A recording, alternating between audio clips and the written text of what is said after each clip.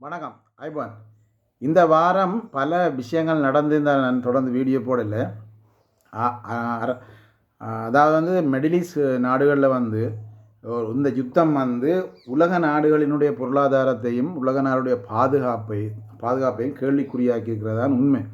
இது சம்பந்தமான விரிவான செய்திகள் வந்து கொண்டிருந்தாலும் இதை நான் தொடர்ந்து பேசலைன்னு சொன்னால், எங்களோட நாட்டில் மிடில் ஈஸ்டில் ஈரான் தாக்குதல் நடத்தின உடனே அமெரிக்காவும் இஸ்ரேலும் ஈரானுக்கு தாக்குதல் நடத்தினோடனே எங்களோட நாட்டில் நீண்ட வரிசைகளில் பெட்ரோல் நிரப்பு நிலையங்களில் மக்கள் நிற்கிறாங்க. என்னென்னு பார்த்தா, தங்களோட தேவைக்கு அன்னன்றாடு தேவைக்கு நாளாந்தம் பெட்ரோல் டீசல் அடித்து கொண்டு இருந்த ஆக்கள் கூட தங்களுக்கு பெட்ரோலையும் டீசலையும் பெற்றுக்கொள்ள முடியாத நிலையில் தான் மக்கள் இருந்தாங்க. அதுக்கான காரணம், அரபு நாடுகளில் யுத்தம் ஆரம்பித்த உடனேயும் தங்களோட வாகனங்களில் பெட்ரோல் டீசல் இருந்தும் வரிசைகளில் போய் நின்று தங்களுடைய வாகனங்களில் எரிபொருளை நிரப்பிக்கொண்டு வீட்டை போய் எல்லோரும் பார்க் பண்ணி போட்டு இருக்கணும். உண்மையில் நாளாந்தம் வாகனத்தை பாவித்து ஓடி திரிகிற மக்களுக்கு, அண்டண்டைக்கு பெட்ரோல் அடிக்க வேண்டிய மக்களுக்கு பெட்ரோல் இல்லாமல் தான் பிறகு அந்த வரிசை ஏற்பட்டு நீண்ட தூர வரிசையாக மாறியிருந்தது. ஆனால் இதை வச்சு பிரச்சாரம் செய்து கொண்டிருந்த 2 டிவிகள் கொண்டு, கிரு டிவி மற்றது தெரண டிவி. அதுகளோட பின்னணி எல்லாருக்கும் தெரியும். அரசாங்கம் இதை ஜனாதிபதியில் தேர்தல் முடிஞ்ச உடனே தடை செஞ்சிருந்தால் இந்த நாட்டில் நிறைய பிரச்சனைகளுக்கான தீர்வு வந்திருக்கும். ஆனால் அரசாங்கம் அதை செய்யலை. இவங்கள் மக்களை தூண்டிவிட்டு அப்படி சிங்கள மொழியில் பேசி நியூஸில் பரப்பி தூண்டிவிட்டது அப்படின்னு சொன்னால், எரிபொருள் தட்டுப்பாடு வரப்போகுதுன்னு சொன்னால் மக்களில் தவறில்லை, மக்கள் அச்சத்தில் தங்களோட வாகனத்தில் அரை டேங்க் இருந்தால் அதை கொண்டே வச்சு ஃபுல் டேங்க் அடித்து வீட்டை வச்சு விட்டுறது. ஓடாதாக்கள் கூட சாதாரணமாக தங்களோட தேவைகளுக்கு, அப்பப்போ தேவைகளுக்கு ஒரு வாகனங்கள், நிறைய வாகனங்கள் ஃபுல் டேங்க் அடித்து வீட்டுகளுக்கு கிடக்குது. அதே நேரம் அண்டன்றாடு தேவையான ஆக்கள், அண்டன்றாடு கட்டாயம் ஓட வேண்டிய ஆக்கள் கூட தங்களை பெட்ரோலை டீசலை அடித்து கொள்ள முடியாத நிலைமையில் தான் வரிசையில்ன்றவங்க மக்கள். அதில் நானும் ஒரு ஆள். ஏன்னா நான் 3 நாளாக செட்டுக்கு போகிறது, இப்போ பெட்ரோல் நிரப்பு நிலையங்களுக்கு போகிறது, அங்கே நீண்ட வரிசையை காணப்படுறதால நான் திரும்பி வந்துடுவேன். நான் வரிசையில் நிற்கிறேன். ஏன்னா எங்களுக்கு தெரியும், பெட்ரோல் செட்டுக்கு பெட்ரோல் வரையில் நாங்கள் அதில் என்ன பிரயோசனம், பெட்ரோல் வந்த உடனே போய் அடிப்போம். பிறகு நான் 3ஆம் நாள் போகைகளில் பெட்ரோல் வந்தது, சின்ன ஒரு வரிசை இருந்துச்சு. அந்த அதுக்குள்ளே பூந்து நாங்களும் நின்று ஒரு 10 நிமிஷத்துலேயே நான் கிடச்சிது அடிச்சு கொண்டு வந்தேன். இதுதான் உண்மை. ஆனால் இதில் சும்மா போய் போடி நின்று கொண்டு நேரத்தை விரயமாக்குறது, தங்களோட நேரத்தை விரயமாக்குறதும் நாட்டில் தேவையில்லை பிரச்சனை உருவாக்குறதும் தான் இந்த நாட்டில் இருக்கணும். அங்கே அடிப்பட்ட உடனே இங்கே பெட்ரோல் தடுப்பு. ஆனால் இதே அரபு நாடுகளில் இன்னும் வரிசையும் இல்லை, பெட்ரோல் பிரச்சனையும் இல்லை. அங்கே பெட்ரோல் இருந்தாலும் அங்கே யுத்தம் நடந்தால் மக்கள் வலிக்கிட மாட்டாங்க அச்சத்தில். ஆனால் அங்கே எல்லாம் சும்மா சாதாரணமாக நடந்து கொண்டிருக்கு. ஆனால் இங்கே மட்டும்தான் அங்கே அடித்த உடனே இங்கே வரிசைங்க. அப்போ இவ்வளோ பெரிய முட்டாள்தனமான செயல்பாடெல்லாம் இந்த நாட்டில் உருவாக்குறாங்க. மக்கள் முட்டாள்கள் இல்லாட்டிலும் மக்கள் அச்சமடைய செய்து அந்த இடங்களுக்கு தள்ளுறாங்க. இதுதான் இந்த தொலைக்காட்சி 2னுடைய வேலையாக இந்த நாட்டில் இருந்து ஒன்று.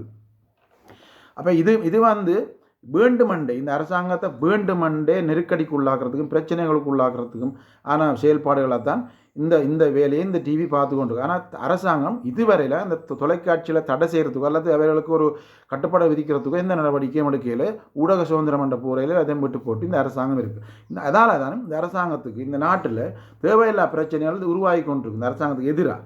ஆனால் அது அரசாங்கத்துக்கு எதிராக உண்மையான பிரச்சனை இல்லை. காசு இருக்குது, பெட்ரோல் கொண்டு வர ஆர்டர் பண்ணியிருக்குது. ஆனால் அந்த யுத்தம் காரணமான மக்கள் அச்சப்பட்டு போய் செட்டுகளில் இருந்த பெட்ரோல் அடித்தபடியாக மறுபடி மீண்டும் புதுசாக போகிற ஆக்களுக்கு அங்கே பெட்ரோல் இல்லை. ஏன்னு சொன்னால் ஒரு கிழமையில் 2 நாளைக்கு பவுசர் வார செட்டுன்னு சொன்னால் அது 2 நாள், அது அந்த முறைப்படி தான் வரும். ஆர்டர் பண்ணி தான் அந்த முறைப்படி தான் வரும். அப்போ அந்த முறைப்படி வர வேண்டிய பவுசர் வர்ற நேரத்தில் சனிக்கிழமை ஞாயிற்றுக்கிழமை லீவு வந்துட்டு அதுக்கு பிறகு அப்போ 3 நாள் லீவு. அப்போ அவங்க ஆர்டர் பண்ண சாமான் செட்டுகளுக்கு வராது. அப்படி இருக்கேக்கில் இந்த டிவியில் என்ன செய்யுதுன்னு சொன்னால், மீண்டும் மக்களை இந்த அரசாங்கம் போலில் நிப்பாட்டியிருக்குன்னு சொல்லி அரசாங்கத்துக்கு அபகரித்து பண்ணுறது.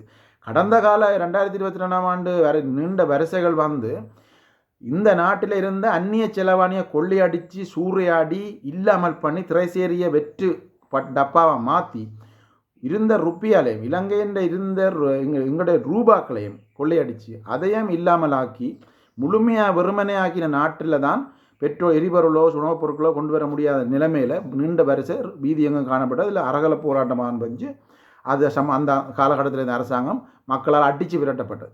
அந்த நிலைமை இல்லை. இப்போ பணம் இருக்குது, ஆர்டர் பண்ணியிருக்குது, வரவண்டி கப்பல்கள் வந்து கொண்டு இருக்கு. ஆனால் யுத்தம் ஒரு காரணமாக இது உலகத்துக்கு பொதுவான ஒரு பிரச்சனை, உலகம் பூரா ஒரு பொதுவான பிரச்சனை, இளைஞர்களுக்கு மட்டுமான பிரச்சனை இல்லை. ஆகவே அதை புரிஞ்சு கொள்ளாமல் இந்த செய்திகளை வேண்டுமென்றே பரப்பி மக்களை குழப்பமடைய வைக்கிறதா இந்த தொலைக்காட்சி என்ன வேலையாக இருக்குது.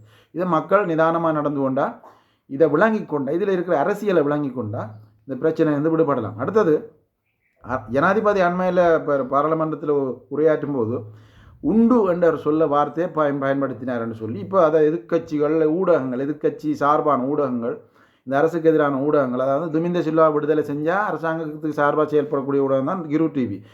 துமிந்த சில்வாவுக்கு விடுதலை செய்கிறதுக்கு அரசாங்கம் ஜனாதிபதிக்கு சைன் பண்ணாததில் அது அரசாங்கத்துக்கு எதிராக தொடர்ந்து செயல்பட்டு கொண்டிருக்கு. அதே மாதிரி திரணா டிவி வந்து கோட்டாபாய அரசாங்கத்துக்கு கொண்டு வரதுக்கு முழுமையாக உழைச்ச டிவி. அப்போ அந்த டிவியின் ஓனர் தான் இப்போ திலீப் ஜெயவீர். அப்போ அவருக்கு என்ன அரசியல் அஜெண்டா என்னென்னு தெரியும். அப்போ இவை வந்து இந்த பிரச்சனையும் இப்படித்தான் ஊதி பெருப்பிச்சு கொண்டிருக்கணும். உண்டுன்னு சொன்னால் தமிழில் சுண்டுன்னு சொல்கிறது. அரிசி நான் வந்து கடந்த காலங்களில் இலங்கை நவீனமயப்படம் முதல் அரிசி ஒரு சுண்டு அரிசி, 2 சுண்டு அரிசி, ஒரு கொத்து அரிசி அப்படின்னு வாங்கி நாங்கள் பழைய எங்களுடைய அம்மா அப்பா காலத்தில் எங்களுக்கு தெரியும். அதை தான் சுண்டுன்னு சொல்கிறது. அந்த அரிசியில் நிறத்துக்கு கொடுக்குறது தான் சுண்டுன்னு சொல்கிறது. அதை வந்து சுண்டன்ற கொஞ்சம். அப்போ இந்த நாட்டில் கேஸ் 8 நாளைக்குத்தான் ஸ்டொக்கில் வைக்கக்கூடிய வசதி இருக்குது. இந்த நாட்டில் அதுக்கு தான் வசதி இருக்குது. அதுக்கு மேலே கேஸை கொண்டு வந்தால் சேமித்து வைக்கிறதுக்கான வசதி இல்லைன்னு சொல்லி ஜனாதிபதி சொல்லி இதை 76 ஆண்டு காலமாக தான் அவங்க செய்திருக்காங்க. 8 நாளைக்கு தேவையான கேஸை தான் இங்கே வச்சிருக்கலாம். மேலதிக ஒரு 2-3 மாதத்துக்கு தேவையான கேஸை இங்கே ஸ்டாக் பண்ணல. அந்த அளவுக்கு தான் இங்கே வேண்ட அந்த வசதிகளை ஏற்படுத்திக்கணும் 76 வருஷ அரசாங்கங்கள். அப்போ இதைத்தான் அவர் சொல்கிற இது நாடா, இது ஒரு உண்டு என்னன்னா சுண்டு என்னன்னா கொஞ்சம் தான் வச்சுக்கலாம். ஒரு சுண்டுன்னா கொஞ்சம் ஒரு கொஞ்சம் தான் வச்சிருக்கலாம், மீதி வச்சிருக்கலாம். இதை தூக்கி பிடிச்சு கொண்டு உண்டு என்று சொன்னது நாடா, இது உண்டு என்று சொன்னதான் நாடா, இது சுண்டு, இது நாடா, இது இல்லை சுண்டு என்று சொல்லிட்டு நான் ஜனாதிபதி. இது இந்த எங்களோட நாடு, எங்களுக்கு அபிமானம் இருக்குது, எங்களோட எவ்வளோ கல்ச்சர், எங்களோட கலாச்சாரம் பண்பாடு என்ன, இந்த நாட்டின் பெருமதி என்ன, இவர் சுண்டன்று சொல்லிட்டாராம். இந்த சுண்டன்று சொல்கிற ஜனாதிபதி தானே மக்கள் வாக்களிச்சுக்கிறாங்க.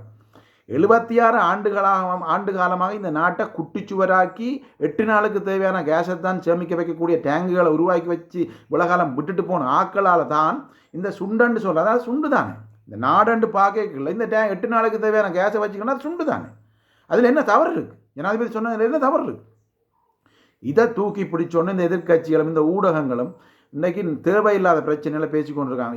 இதில் பிரச்சனை, நாட்டில் எவ்வளோ பிரச்சனை இருக்குது. சுண்டுன்னு சொன்னால் அவர் சொன்னது உண்மை. என்னென்னு சொன்னால் இந்த நாட்டில் 1 மாதம் 2 மாதத்துக்கு தேவையான கேஸை கொண்டாந்து எரிவாயுவை கொண்டாந்து சேமித்து வைக்கிறதுக்கான இடங்களை இவங்க தயார்படுத்தலை. இப்போ தான் இந்த அரசாங்கம் இந்த 1 வருஷத்துக்குள்ளே தான் முத்துராஜ வேலையிலையும் திருவோணமலையிலையும் எல்லாத்தையும் இருக்கிற டேங்குகளை அபிவிருத்தி செய்கிறதுக்கும் புதுப்பிக்கிறதுக்கும் புதுசாக கட்டுறதுக்குமான நிதியை ஒதுக்கி இருக்கு. அப்போ இந்த அரசாங்கத்துக்கு எதிராக உண்டு சொல்லிட்டேன் சஜித் பிரேமதாசால இருந்து அவைக்கு தெரியும் ஜனாதிபதி எதுக்காக இந்த கருத்தை சொன்னார்னு சொல்லி. ஆனால் அவைக்கு தேவை இதை பயன்படுத்தி ஜனாதிபதி இந்த அரசாங்கத்துக்கு அபகீர்த்தி ஏற்படுத்தும், மக்கள் மத்தியில் வெறுப்படை சார் மக்களுக்கு தெரியும். பழைய ஆக்கள் இல்லை. இப்போ இந்த இலங்கை அரசாங்கத்தின் ஒலிபரப்பு கூட்டுத்தாபனத்தின் செய்தியை கேட்டுட்டு சொல்லி எடுக்கிற ஆக்கள் இல்லை. இப்போ எல்லாம் பகுப்பாய் செய்து அவரவர் கையில் தொலைபேசிகள் இருக்குது. அந்த தொலைபேசிகளில் சகல காரியங்களும் வந்து கொண்டு இருக்குது. மக்கள் அதை பகுப்பாய்வு செஞ்சு தாங்கள் அறிவுபூர்வமாக செயல்படுற காலம் இது. அப்படி இருக்க இன்னும் அவை அந்த பழைய சிஸ்டத்தில் இருந்துகொண்டு இப்படி ஒரு செய்தியை பரப்பி மக்களை திசை திருப்பலாம்னு பார்த்தா திருப்ப இல்லாது. இது பொய்யான வேலை. சஜித் பிரேமதாசாக்கு அதை தான் செய்யலை. சின்ன பிள்ளை மாதிரி அவர் வந்து கடைசி வரைக்கும் இறுதி வரைக்கும் அவர் ஜனாதிபதி ஆகவே இயலாது, நாமல் ராஜபக்சவுக்கும் ஆக இயலாது. ஆனால் அவங்க என்ன செய்கிறாங்கன்னு சொன்னால் இப்படி பிளான் புதுசாக நியூஸில் பிளான் பண்ணுறாங்க. உண்டுன்னு சொல்லிட்டாராம். உங்களோட நாடு எவ்வளவு பெருமதியான நாடு, எவ்வளவு கீர்த்தி மிக்க நாடு, இதை உண்டுன்னு சொல்லித்தரான். வேறு என்னென்னு சொல்கிறது?